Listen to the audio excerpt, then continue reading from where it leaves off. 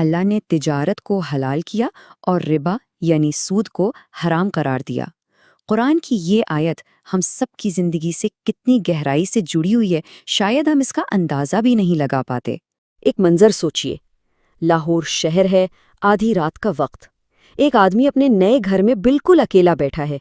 یہ وہی گھر ہے جس کا اس نے سالوں خواب دیکھا تھا، مگر اس خاموشی میں بھی اس کے ذہن میں ایک ہی چیز گھوم رہی ہے، اگلے مہینے کی لون پیمنٹ، وہ سود پر مبنی قسط جو خود بخود اس کے اکاؤنٹ سے نکل جائے گی۔ سالوں کی محنت کا پھل تو مل گیا، گھر بن گیا، یہ تو بہت بڑی کامیابی ہے نا؟ لیکن دل میں ایک عجیب سی بے چینی ہے، ایسا لگتا ہے جیسے سب کچھ پا کر بھی کوئی بہت قیمتی چیز کھو گئی ہو، ایک خلش ہے کہ کچھ تو ہے جو ٹھیک نہیں۔ اور یہ کہانی صرف اس ایک شخص کی نہیں ہے، سچ پوچھئے تو یہ ہم میں سے بہت سے لوگوں کی حقیقت ہے۔ یہ وہی خاموش بے چینی ہے جو ہمارے معاشرے میں، ہمارے گھروں میں آہستہ آہستہ پھیل چکی ہے۔ کبھی سوچا ہے کہ ہمارے کتنے گھر، کتنی گاڑیاں، کتنے خواب اس سود کی بنیاد پر کھڑے ہیں؟ یہ کریڈٹ کارڈز جو ہماری جیبوں میں ہیں، یہ دھیرے دھیرے کتنا بوجھ ڈال رہے ہیں؟ یہ ایسے سوال ہیں جن کا جواب شاید ہم سب کہیں نہ کہیں اپنے دل میں جانتے تو ہیں، اور پھر ہم اپنے آپ کو تسلیاں دیتے ہیں کہ بھئی پاکستان میں تو سسٹم ہی یہی ہے، یا سبھی تو کر رہے ہیں، گھر کیسے خریدیں اس کے بنا، کوئی اور آپشن ہی تو نہیں ہے۔ یہ وہ جوازات ہیں جو ہم اپنے ضمیر کو خاموش کروانے کے لیے استعمال کرتے ہیں، لیکن کیا یہ واقعی سچ ہے؟ تو یہ جو فیلنگ ہے نا، یہ جو بے چینی ہے جسے ہم اکثر نظر انداز کر دیتے ہیں، یہ اصل میں گناہ کا بوجھ نہیں، یہ ہمارے اندر فطرت کی آواز ہے، اللہ کی طرف سے ایک اشارہ، ایک نور ہے دل میں جو کہتا ہے رکو، سوچو، اپنے دل کی سنو۔ چلیے اب اس مسئلے کی سنگینی کو سمجھتے ہیں، دیکھتے ہیں کہ اسلام اس کے بارے میں کتنی سختی سے بات کرتا ہے، تاکہ ہم جان سکیں کہ جس چیز کو ہم نے اپنی زندگی کا ایک نارمل حصہ بنا لیا ہے، اس کی حقیقت کیا ہے۔ دیکھیے، ہماری کئی نسلیں ایسی گزر گئیں جن کو ربا کے بارے میں ٹھیک سے بتایا ہی نہیں گیا، تو لا علمی میں ہم نے اسے زندگی کا حصہ بنا لیا، بالکل ایسے جیسے کوئی نادانی میں زہر کو دوا سمجھ کر پی لے۔ یہ صرف پیسوں کا معاملہ نہیں ہے، یہ روح کا معاملہ ہے۔ اور قرآن میں جب اللہ سود چھوڑنے کا حکم دیتا ہے تو ساتھ ایک شرط لگاتا ہے، اگر تم واقعی مومن ہو۔ اس سے صاف پتہ چلتا ہے کہ ایمان اور سود یہ دو چیزیں ایک ساتھ نہیں چل سکتی۔ ایمان کا تقاضا یہی ہے کہ اس سے دور رہا جائے، اور اگر اس کے باوجود کوئی سود نہیں چھوڑتا تو پھر اللہ اور اس کے رسول کی طرف سے جنگ کا اعلان ہے۔ یہ کوئی معمولی وارننگ نہیں ہے، یہ بہت بہت سنگین معاملہ ہے۔ کیا ہم میں سے کوئی اللہ اور اس کے رسول سے جنگ کا تصور بھی کر سکتا ہے؟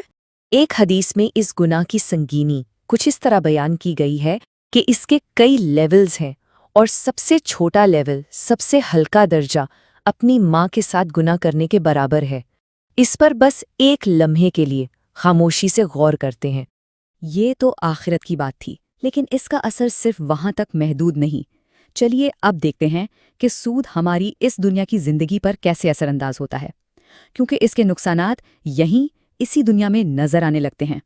ایک مثال لیتے ہیں، فرض کریں ایک صاحب ہے طارق، دنیا کی نظر میں وہ بہت کامیاب ہیں، اچھی نوکری، بڑا گھر، سب کچھ ہے ان کے پاس، لیکن دل کا حال یہ ہے کہ سکون نام کی چیز نہیں، گھر میں بے وجہ جھگڑے رہتے ہیں اور نمازوں میں، عبادت میں دل ہی نہیں لگتا۔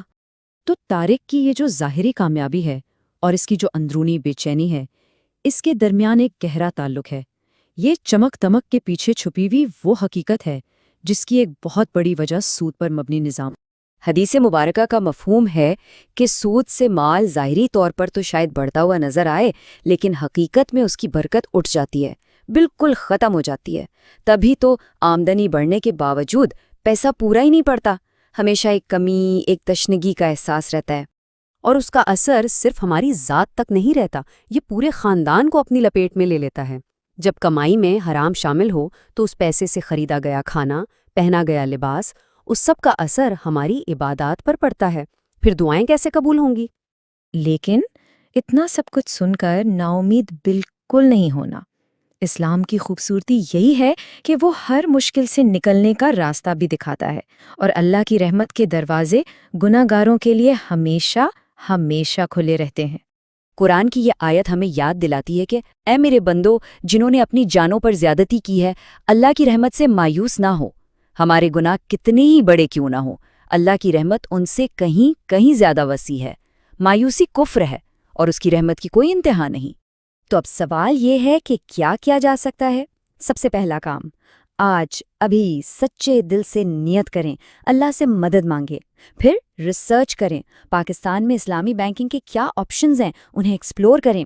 عہد کریں کہ نئے سودی معاملات میں نہیں پڑنا اور جو پرانے ہیں ان سے نکلنے کا پلان بنائیں۔ اور آخر میں یہ علم، یہ پیغام محبت سے دوسروں تک بھی پہنچائیں۔ ہمارے لیے بہترین مثال تو صحابہ کرام ہے نا؟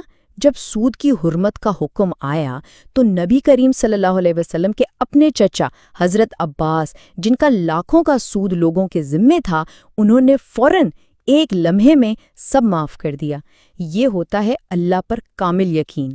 چلیے واپس چلتے ہیں لاہور کی اسی رات میں، وہی گھر، وہی آدمی، لیکن اس بار وہ اپنی اس بے چینی کو ایک سچی توبہ میں، ایک پختہ ارادے میں بدل دیتا ہے۔